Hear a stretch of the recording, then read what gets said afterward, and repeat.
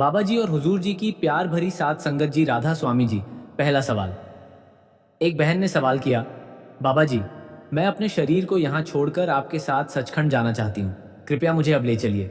बाबा जी ने जवाब दिया, बेटा तुम शरीर छोड़कर क्यों जाना चाहती हो? दूसरा सवाल। उसी बहन ने कहा, बाबा जी आपके साथ जाऊंगी तो हमेशा आपके दर्शन कर पाऊंगी, आपके अलावा मेरा कोई सच्चा रिश्ता नहीं है। बाबा जी ने जवाब दिया, बेटा तुम्हारी बात तो ठीक है, लेकिन शरीर के दायरे में जब तक हम हैं तब तक हमारी दुनियावी जिम्मेदारियां भी हैं। मालिक ने हमें एक मकसद के लिए भेजा है और साथ साथ हमें अपने दुनियावी रिश्तों को भी निभाना है। तीसरा सवाल। एक संगत ने सवाल किया, बाबा जी, क्या आप इस बात से सहमत हैं कि कोई आपके साथ शरीर छोड़ना चाहता है तो इसका मतलब है कि वह आपको भी जल्दी जाने के लिए कह रहा है? बाबा जी ने जवाब दिया मुस्कुराते हुए, बेटा ये तो एक मजाकिया बात हो गई, लेकिन गहराई में हम सबको ये समझना चाहिए कि शरीर त्यागना कोई खेल नहीं, ये तो मालिक के हाथ की बात है, हमारे हाथ की नहीं। चौथा सवाल। एक लड़की ने सवाल किया, बाबा जी जब हम दर्शन करते हैं तो कैसे जाने कि उसका असर हुआ या नहीं? बाबा जी ने जवाब दिया, बेटा अगर तुम दर्शन को गिनने लगो तो वह एक गिनती का खेल बन जाता है, आत्मा का अनुभव नहीं। दर्शन को सिर्फ महसूस करो, गिनो मत। यह प्रेम की राह है, कोई हिसाब किताब नहीं। पांचवा सवाल। एक संगत ने सवाल किया, बाबा जी क्या दर्शन की गिनती जरूरी है? बाबा जी ने जवाब दिया, बेटा दर्शन की गिनती बिल्कुल जरूरी नहीं। जो दर्शन हम मान रहे हैं असल में वह दर्शन नहीं है। सच्चा दर्शन तब होता है जब मन पूरी तरह शांत हो और हमारा ध्यान तीसरे तिल पर केंद्रित हो, तब दर्शन खुद ब खुद होने लगते हैं। छठा सवाल। एक लड़के ने सवाल किया, बाबा जी आजकल जिंदगी में बहुत तनाव रहता है, काम का बोझ, रिश्तों की उलझन, समाज की उम्मीदें, इससे कैसे राहत मिले? बाबा जी ने जवाब दिया, बेटा जब हम हर चीज अपने कंधों पर उठाने की कोशिश करते हैं तब तनाव आता है, लेकिन अगर हम भरोसे से काम लें और खुद को मालिक के हवाले कर दें, दिल हल्का हो जाता है। हर परिस्थिति में मालिक अपने आप हमारी संभाल करता है। सातवां सवाल। एक संगत ने सवाल किया, बाबा जी मैं अक्सर सेवा पर जाता हूं, लेकिन कई बार सेवा में मन नहीं लगता, मन इधर उधर भागता है, ऐसे में क्या करें? बाबा जी ने जवाब दिया, बेटा यह बिल्कुल स्वाभाविक है, मन की फितरत ही भटकना है। लेकिन सेवा वह माहौल बनाती है जिसमें मन धीरे धीरे स्थिर होता है।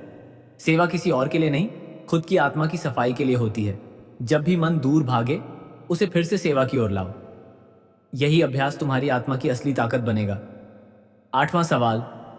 एक लड़के ने सवाल किया, बाबा जी भजन सिमरन करते हुए पूरी एकाग्रता से ध्यान टिकाकर रखें तो क्या कोई नकारात्मक शक्ति हमें परेशान कर सकती है? बाबा जी ने जवाब दिया, बेटा सब कुछ हमारे मन की उपज होती है।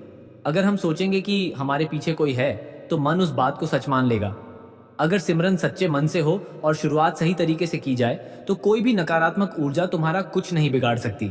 बस हर पल मन की लगाम अपने हाथ में रखो। जब तक दिशा हमारे हाथ में है, रास्ता भी हमारा है।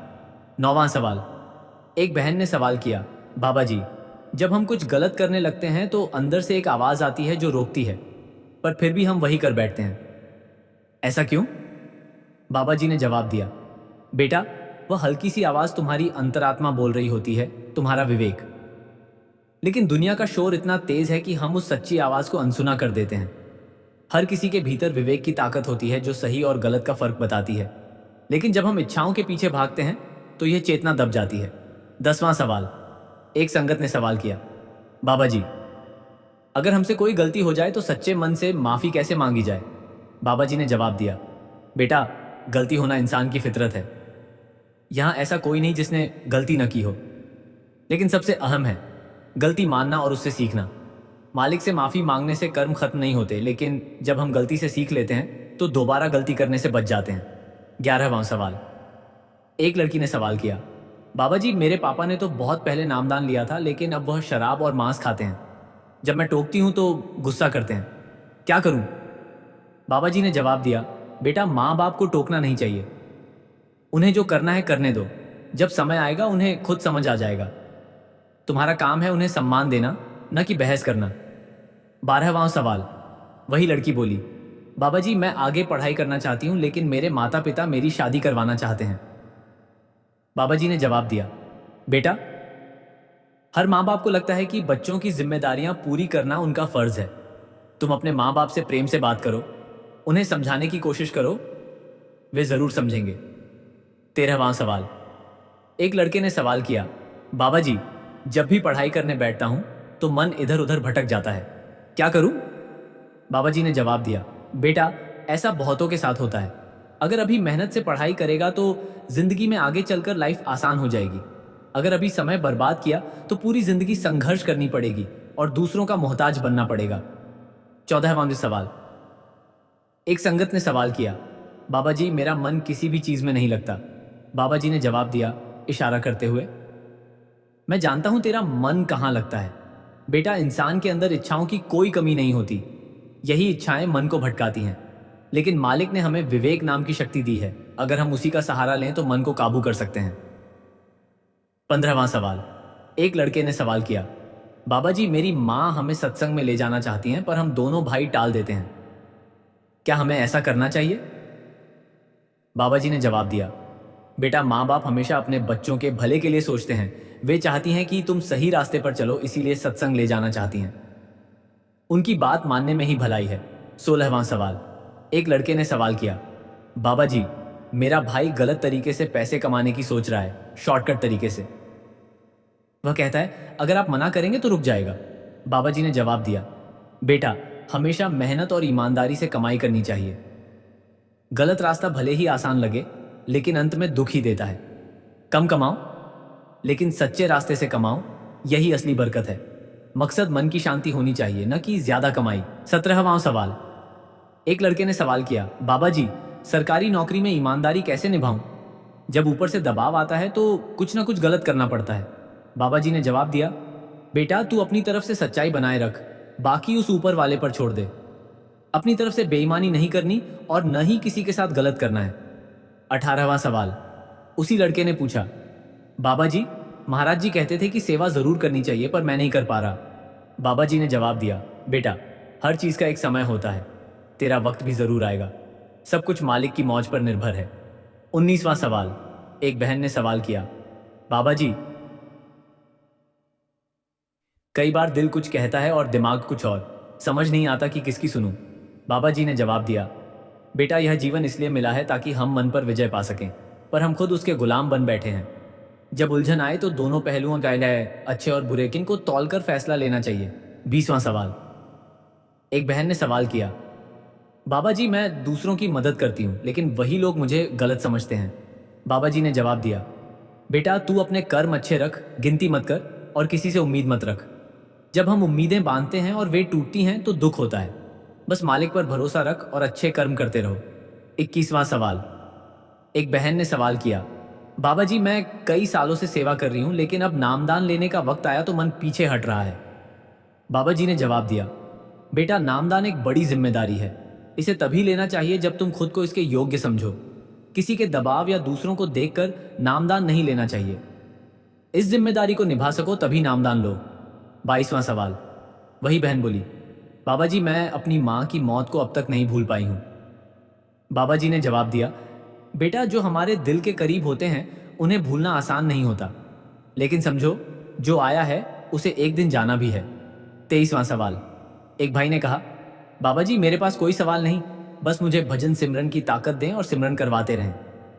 बाबा जी ने जवाब दिया, बेटा, यह काम हमें खुद करना होता है, मेहनत हमें खुद करनी पड़ती है। मेरा काम था नामदान देना, आगे का काम तुम्हारा है। 24वां सवाल। एक लड़के ने पंजाबी में सवाल किया, बाबा जी, मुझे बहुत गुस्सा आता है और खुद पर काबू नहीं रहता। बाबा जी ने जवाब दिया, बेटा, गुस्सा किसी भी मसले का हल नहीं होता, इससे हम अपना ही नुकसान कर बैठते हैं और बाद में पछताते हैं। कोशिश करो कि सबसे प्रेम से पेश आओ और प्यार से बात करो। गुस्से में इंसान कभी कभी ऐसा कर जाता है जिसका सारी उम्र पछतावा होता है। 25वां सवाल। एक लड़के ने सवाल किया, बाबा जी, मुझसे सेवा तो बहुत होती है, लेकिन भजन सिमरन नहीं हो पाता। बिना सिमरन के मन की शांति कैसे मिलेगी? बाबा जी ने जवाब दिया, बेटा, असली शांति तभी मिलेगी जब हम मालिक को याद करेंगे और उसकी खुशी पाने का प्रयास करेंगे। हमें जो भी मिला है वह उसी की देन है। अगर हम उसे याद नहीं करेंगे तो मन शांत कैसे होगा? 26वां सवाल।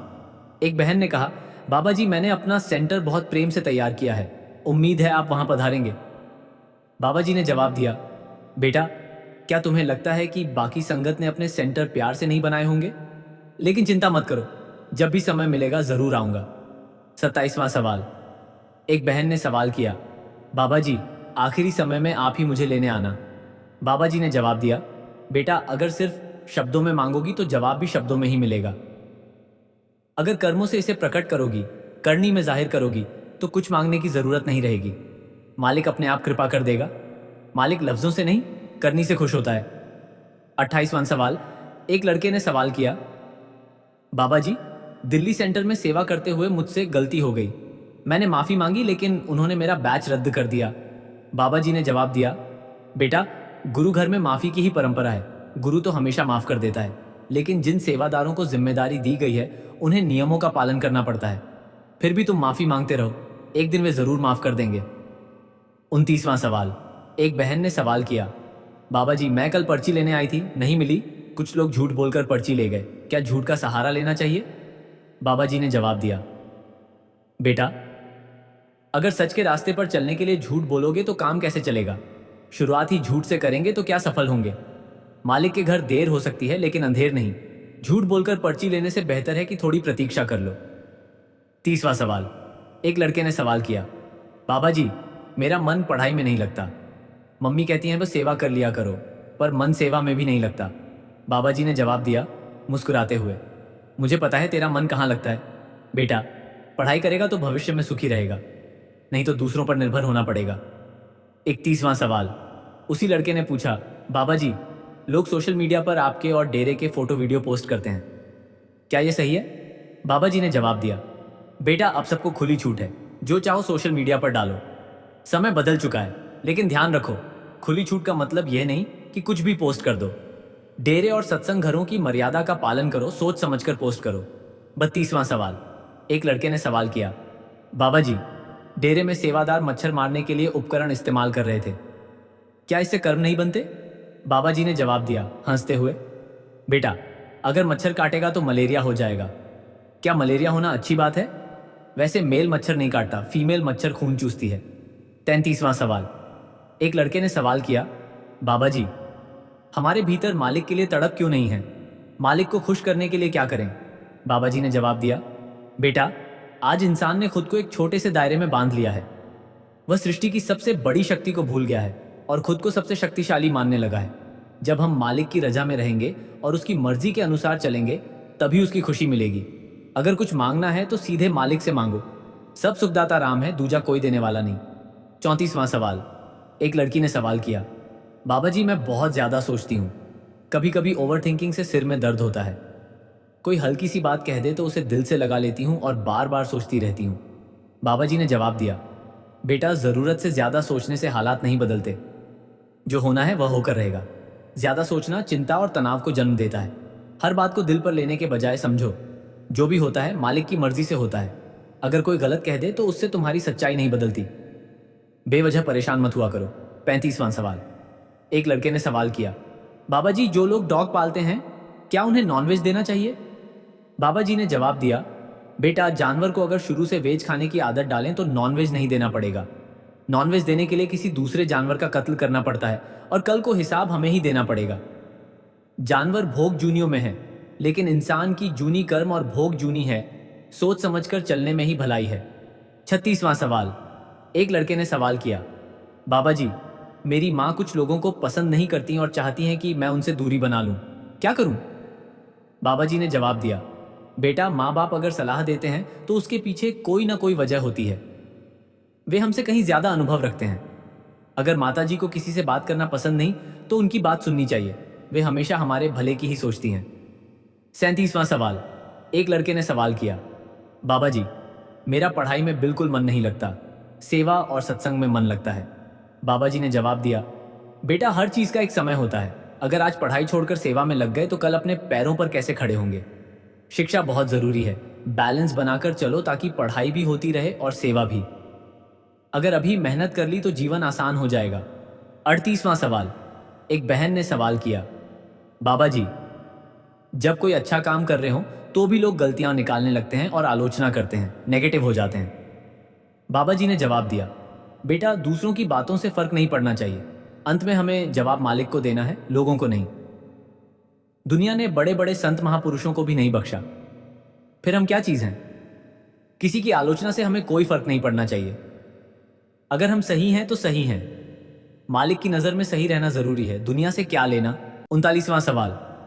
एक लड़की ने सवाल किया, बाबा जी, अगर कोई हमें धोखा दे या हमारे साथ बुरा करे तो हमें कैसा व्यवहार करना चाहिए?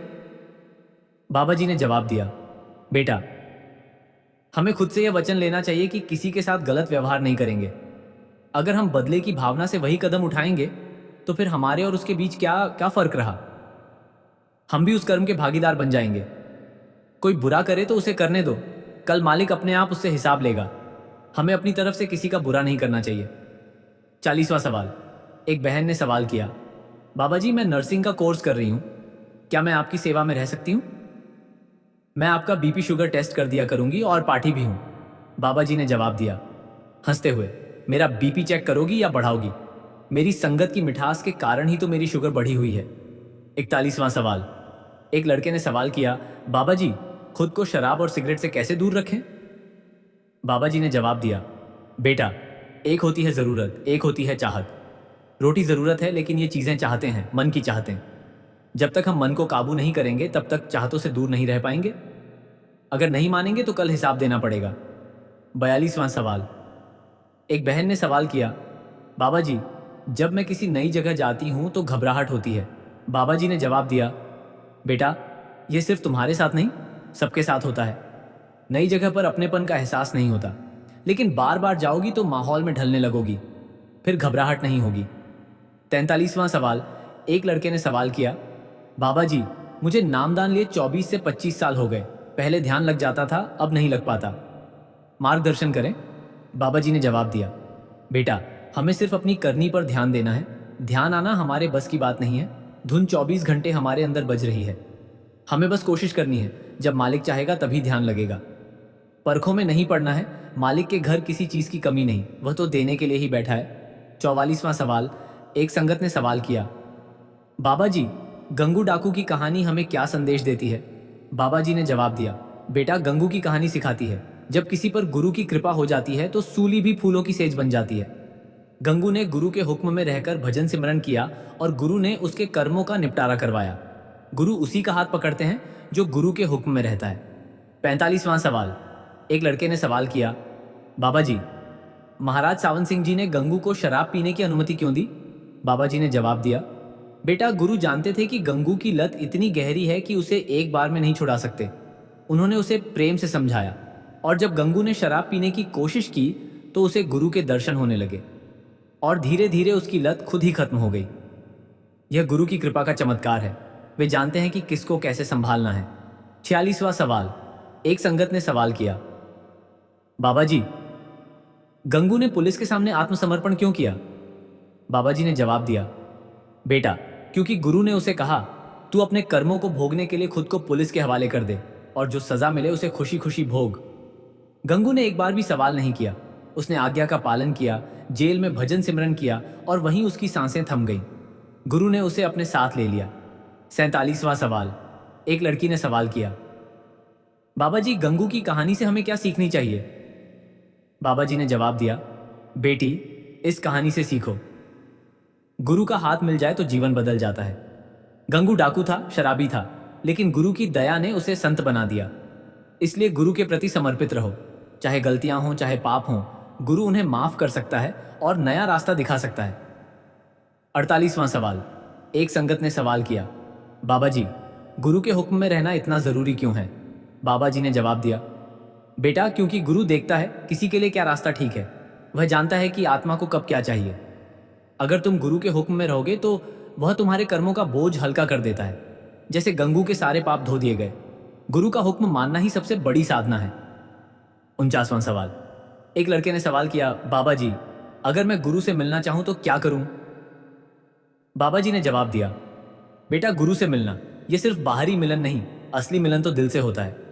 जब तुम सच्चे मन से सिमरन करते हो तो गुरु तुम्हारे भीतर आ जाते हैं।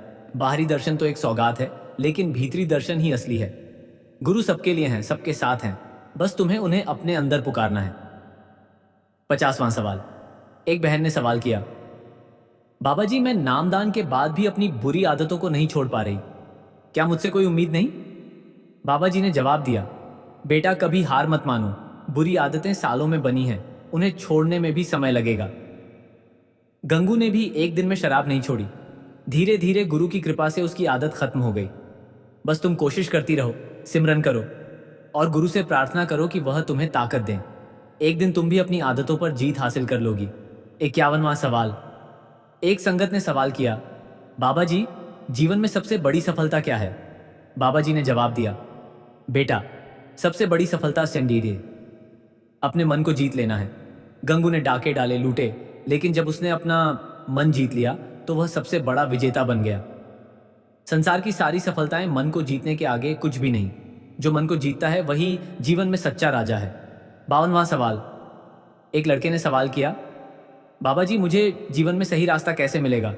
बाबा जी ने जवाब दिया, बेटा, जब गंगू ने गुरु का सहारा लिया तो उसे सही रास्ता मिल गया, भले ही वह पहले गलत राह पर था।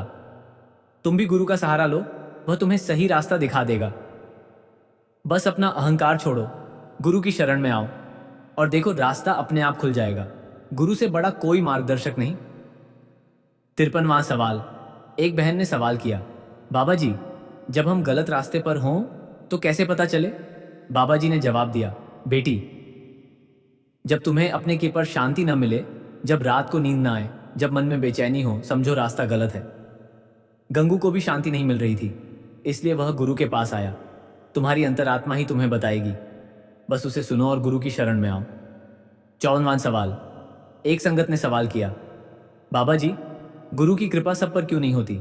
बाबा जी ने जवाब दिया, बेटा, सूरज तो सब पर समान रोशनी डालता है, लेकिन जो पर्दा डाले रखता है उसे रोशनी नहीं मिलती। गुरु की कृपा भी सब पर बरसती है, लेकिन जो अपने अहंकार, अपनी गलत आदतों और अपनी जिद के पर्दे को नहीं हटाता, वह उसे पा नहीं पाता। पर्दा हटाओ, कृपा अपने आप बरसेगी। 55वां सवाल। एक लड़के ने सवाल किया, बाबा जी, अगर मैं बार बार गलती करूं तो क्या गुरु मुझे माफ करेंगे? बाबा जी ने जवाब दिया, बेटा, गुरु तो माफ करने के लिए ही हैं। वह पिता की तरह है, जिसका बच्चा कितनी बार भी गिरे वह उसे उठा लेता है। लेकिन ध्यान रखो, माफी का मतलब यह नहीं कि गलती करते रहो। कोशिश करो कि गलती से सीखो और आगे बढ़ो। गंगू ने गुरु से एक बार माफी मांगी और फिर कभी गलत राह पर नहीं गया। 56वां सवाल। एक बहन ने सवाल किया, बाबा जी, मुझे अपनी जिंदगी का मकसद नहीं समझ आता। बाबा जी ने जवाब दिया, बेटी, जब तुम गुरु से जुड़ोगी तो तुम्हें अपना मकसद समझ आ जाएगा, जैसे गंगू को समझ आया जब वह गुरु के पास आया। जिंदगी का मकसद अपनी आत्मा को पहचानना, अच्छे कर्म करना, दूसरों की सेवा करना और गुरु की कृपा से परम धाम पाना। इससे बड़ा कोई उद्देश्य नहीं। 57वां सवाल। एक संगत ने सवाल किया, बाबा जी, क्या सभी को गुरु से नामदान मिल सकता है? बाबा जी ने जवाब दिया, बेटा, ये बता, गुरु के दरवाजे पर कोई भेदभाव नहीं। जो सच्चे मन से आता है उसे नामदान मिल जाता है। गंगू डाकू था, लेकिन सच्चे मन से आया तो गुरु ने उसे नामदान दे दिया। गुरु किसी की जाति, धर्म या पिछले कर्म नहीं देखता, वह तो बस सच्चे दिल की तलाश में रहता है। 58वां सवाल। एक लड़के ने सवाल किया, बाबा जी, सिमरन का सबसे अच्छा समय क्या है? बाबा जी ने जवाब दिया, बेटा, सबसे अच्छा समय तो सुबह का समय है, जब संसार सो रहा होता है और मन शांत होता है। लेकिन जो सच्चा है उसके लिए हर समय अच्छा है। गंगू ने भी जब भी समय मिला सिमरन किया, रात हो या दिन। बस मन को शांत करो और सिमरन करो, समय की मोहताज मत बनो। 59वां सवाल। एक बहन ने सवाल किया, बाबा जी, मुझे डर लगता है, क्या मालिक मुझे स्वीकार करेगा? बाबा जी ने जवाब दिया, बेटी, गंगू ने कितने लोगों को लूटा, कितनों का खून किया, लेकिन जब वह गुरु के पास गया तो गुरु ने उसे अपना लिया। तुम तो उससे बहुत बेहतर हो, मालिक तुम्हें बेशक स्वीकार करेगा। बस अपने डर को छोड़ो और भरोसा रखो, गुरु की दया का कोई अंत नहीं। 60वां सवाल। एक संगत ने सवाल किया, बाबा जी, गुरु की शरण में आने से पहले क्या करना चाहिए? बाबा जी ने जवाब दिया, बेटा, सबसे पहले अपने अहंकार को दरवाजे पर छोड़ दो। दूसरा, बाकायदे अपनी गलत आदतों को सुधारने का संकल्प लो। तीसरा, सच्चे मन से गुरु के पास आओ, जैसे गंगू आया था। उसने कहा था, मुझे माफ कर दो, मैं बदलना चाहता हूं। यही 3 कदम है, अहंकार, गलत आदतें और सच्ची तलब। इनके साथ आओ और गुरु तुम्हें स्वीकार कर लेगा। 61वां सवाल। एक लड़के ने सवाल किया, बाबा जी, क्या गुरु कभी किसी को ठुकराते हैं? बाबा जी ने जवाब दिया, बेटा, गुरु कभी किसी को ठुकराता नहीं। वह तो बस इंतजार करता है कि तुम सच्चे मन से आओ। गंगू आया और गुरु ने उसे गले लगा लिया। हाँ, अगर कोई आकर गुरु से कहे मैं गलत करता रहूंगा और तुम मुझे नाम दे दो, तो गुरु मना कर देता है, क्योंकि नाम उसके लिए है जो बदलना चाहता है। गुरु बदलाव चाहता है, न कि बहाने। 62वां सवाल। एक बहन ने सवाल किया, बाबा जी मैं बहुत कमजोर महसूस करती हूँ, क्या करूं? बाबा जी ने जवाब दिया, बेटी गंगू भी कमजोर था। शराब की लत ने उसे कमजोर कर दिया था, लेकिन जब उसने गुरु को पकड़ा तो वह मजबूत हो गया। तुम भी गुरु को पकड़ो, मौका उनका सहारा लो, उनका नाम लो, सिमरन करो, सत्संग में आओ, पुजाए। धीरे धीरे तुम्हारी कमजोरी मजबूती में बदल जाएगी। 63वां सवाल। एक संगत ने सवाल किया, बाबा जी गंगू की कहानी का सबसे बड़ा पहलू क्या है? बाबा जी ने जवाब दिया, बेटा सबसे बड़ा पहलू गुरु का अटूट प्रेम। गंगू ने कितनी गलतियां की लेकिन गुरु ने उसे एक पल में माफ कर दिया। गुरु का प्रेम इतना गहरा है कि वह सबसे बड़े पापी को भी संत बना सकता है। अगर गुरु प्रेम से देख ले तो कोई भी बदल सकता है। यही इस कहानी का सबसे बड़ा संदेश है। 64वां सवाल। एक लड़के ने सवाल किया, बाबा जी मुझे गुरु से जुड़ने में क्या खास बात है? बाबा जी ने जवाब दिया, बेटा गुरु से जुड़ना की यह उस नदी से जुड़ना है जो सीधा सागर में जाती है। गंगू जब गुरु से जुड़ा तो उसकी सारी बुराइयां धुल गईं।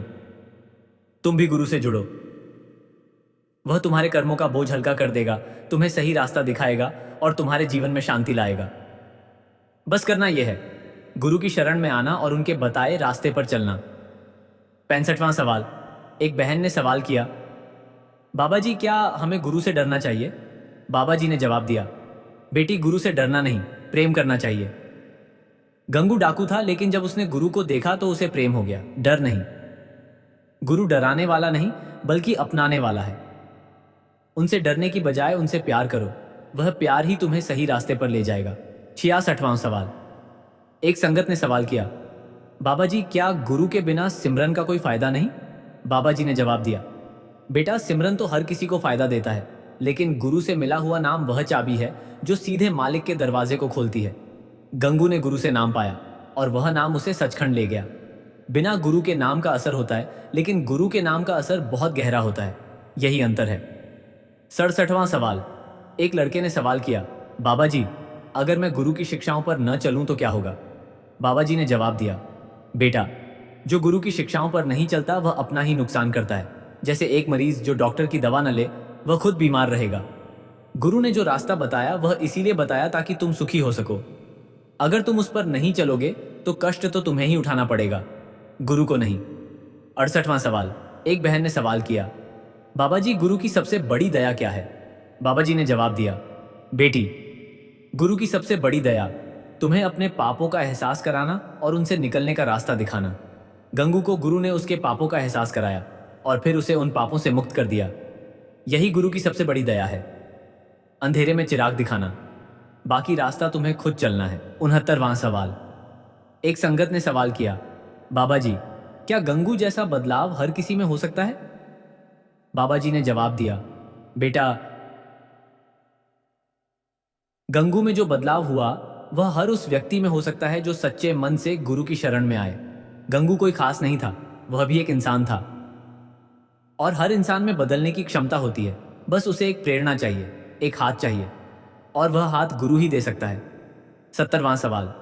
एक लड़के ने सवाल किया, बाबा जी मुझे अपनी गलतियां मानने में शर्म आती है, क्या करूं? बाबा जी ने जवाब दिया, बेटा गलतियां मानने में शर्म नहीं, गलतियां छुपाने में शर्म है। गंगू ने पुलिस के सामने और गुरु के सामने अपनी सारी गलतियां कबूल की, इससे वह हल्का हुआ। जब तुम अपनी गलतियां मान लेते हो तो बोझ हल्का हो जाता है। गुरु तुम्हारी गलतियां जानता है, तुम बस उसे कबूल करो, वह माफ कर देगा। 71वां सवाल। एक बहन ने सवाल किया, बाबा जी मैं गुरु को कैसे पहचानूं? बाबा जी ने जवाब दिया, बेटी गुरु को पहचानने का सबसे आसान तरीका उनके प्रेम को पहचानना। जो बिना किसी शर्त के तुमसे प्यार करे, जो तुम्हें सही राह दिखाए, जो तुम्हारी गलतियों के बावजूद तुम्हें अपनाए, वही गुरु है। गंगू ने गुरु को उनके कर्म से पहचाना। उन्होंने एक अनजान शराबी को सड़क से उठाया, यही उनका प्रेम था। 72वां सवाल। एक संगत ने सवाल किया, बाबा जी गुरु की राह पर क्यों चलना चाहिए?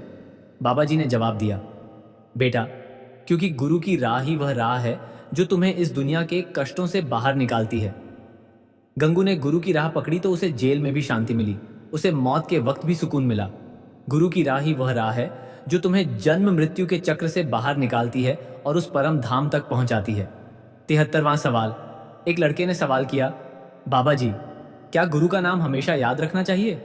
बाबा जी ने जवाब दिया, बेटा, गुरु का नाम यह रक्षा कवच है, यह ताकत है, यह रोशनी है। जिसने गुरु का नाम अपने दिल में बसा लिया उसे कभी डर नहीं लगता।